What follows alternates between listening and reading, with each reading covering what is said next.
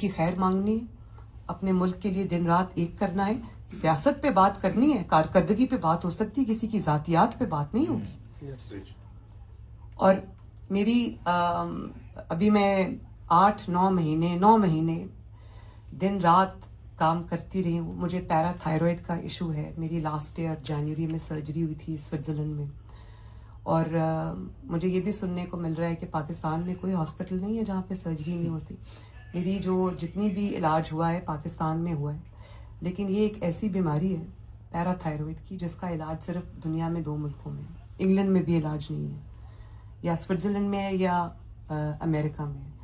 اور میں دیکھ رہی تھی کہ میرے بارے میں وی لاگز ہو رہے ہیں, باتیں ہو رہی ہیں کہ خدا نخواستہ مجھے کینسر ہے. مجھے کینسر نہیں ہے, اور میں نہیں چاہتی تھی کہ میں اپنی بیماری کے بارے میں بات کروں, کیونکہ یہ وکٹم پلے کرنا اور یہ رونا یہ میں نے اپنے والدین سے نہیں سیکھا. لیکن یہ مجھے مجبوراً بات اس لیے کرنی پڑی. میں اپنی ذاتی بات کو اپنی ذات تک, شکریہ آپ سب کی دعاؤں کا شکریہ. آپ کی دعائیں مجھے بہت موصول ہوتی رہی. میں واپس بھی جا رہی ہوں اب 2 دنوں میں انشاءاللہ.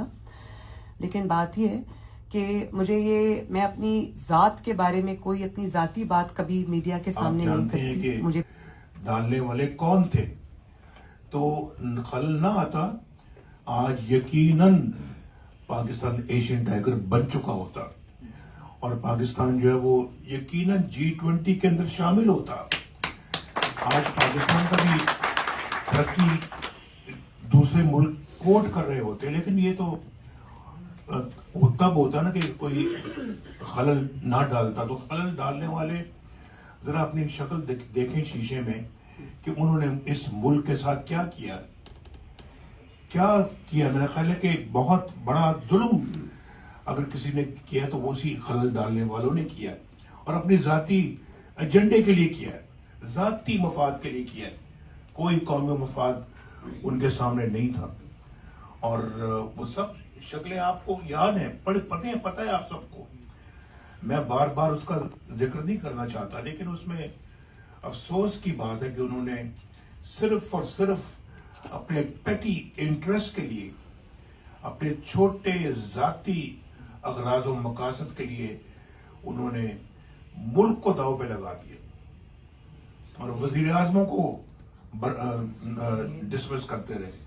وزیر اعظموں کو گھر بھیجتے رہے. نہ صرف کہ وزیر اعظم کو گھر بھیج دیا, بلکہ مجھ جیسے آدمی کو ساری زندگی کے لیے سیاست سے ڈسکوالیفائی کر دیا.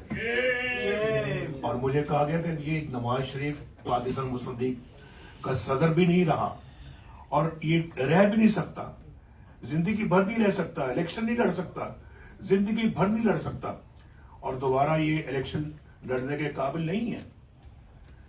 یہ سب فیصلے, کیا فیصلے تھے یار, کیا ضرورت تھی ان فیصلوں کو کرنے کی.